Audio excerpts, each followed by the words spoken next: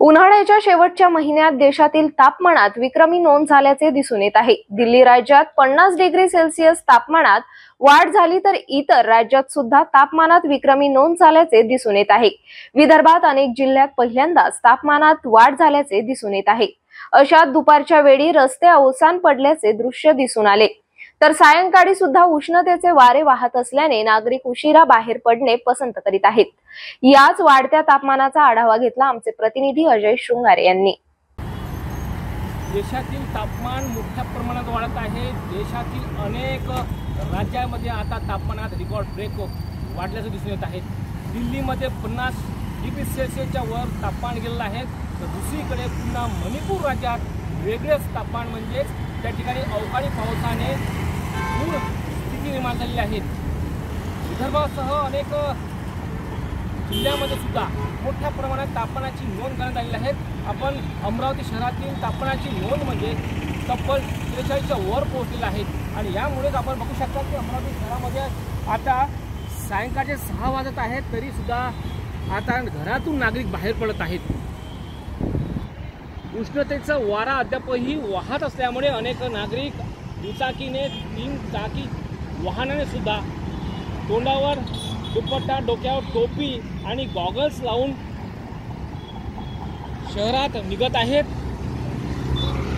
सायंकाळचे 6 वाजून 15 मिनिटं झाले, मात्र उष्णतेचा या वारामध्ये अनेकांना लाही जीव होत आहेत। हे दृश्य अमरावती शहरातील दुपारच्या वेळी वाढत्या उन्हामुळे अनेक नागरिकांनी बाहेर निघणे टाळलेले आहेत, तर सायंकाळची वेळ आहे।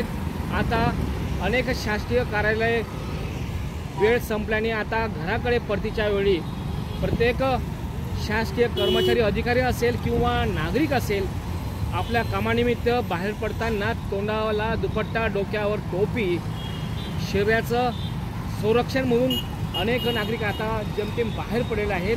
दुपारच्या वेळी अनेक रस्त्यावर शुकशुकाट आपल्याला दिसून आला आहे आणि खरोखरच याच गरमीमुळे, उष्णतेमुळे संपूर्ण देशामध्ये लाही जीवन निर्माण झालेले आहेत। तारांबळ उडत आहेत आणि उष्माघाताचे रुग्णसुद्धा इतर राज्यामध्ये वाढत आहेत। दिल्लीमध्ये, देशाच्या राजधानी दिल्लीमध्ये मोठ्या प्रमाणात तापमान वाढलेलं आहे। 50 डिग्री सेल्सिअसच्या वर तापमान गेलेलं आहे। त्यामुळेच नागरिकांना आपण सुद्धा आपल्या शरीराची काळजी घ्या। बाहेर पडताना आपण सुद्धा डोक्याला दुपट्टा, डोक्यावर टोपी, गॉगल्स आणि ऊन लागू नये याकरिता आपण सुद्धा आपल्या आरोग्याची काळजी घ्या आणि उष्माघातापासून सुद्धा आपण सुद्धा आपल्यासोबत आपल्या परिवाराची सुद्धा काळजी घ्या। शहरातील वाढत्या उष्णतेच्या या संपूर्ण अमरावती शहरातील रस्त्यावरचा जेमतेम आता 43च्या वर अमरावती शहर जिल्ह्याचं तापमान वाढलेलं आहे। नागरिकांची काय प्रतिक्रिया आहे, नागरिकांना या उष्णतेचा खरोखरच त्रास होतोय काय ते सुद्धा आपण जाणून घ्या। क्या बोलेंगे आप बढ़ती धूप के बारे में? मैं इतना ही बोलना चाहूँगा कि ना धूप की वजह से कोई काम नहीं हो पा रहा है, कोई बाहर नहीं निकल पा रहा है और कुछ भी नहीं हो पा रहा है। धूप कम हो तो काम होता है, धूप की वजह से सब काम रुक जा रहे हैं। एंड मैं यही बोलना चाहूँगा कि जितनी जल्दी धूप कम हो उतना अच्छा होगा। अभी तो 6:30 बज रही है, अभी भी आप लोगों को दुपट्टा बांधना है। मुझे ऑलरेडी बहुत गर्म फील हो रहा था, इसलिए बहुत गर्म फील हो रहा था। और अमरावती शहर के नागरिक को क्या आह्वान करेंगे इस पर? जिसके पास टू व्हीलर है वो जा नहीं सकता, 4 व्हीलर वाला तो आराम से जा सकता है। धूप की वजह से लोग कम आ रहे हैं, धंधा जरा ठंडा है। और क्या धंधा कौन सा आपके लिए?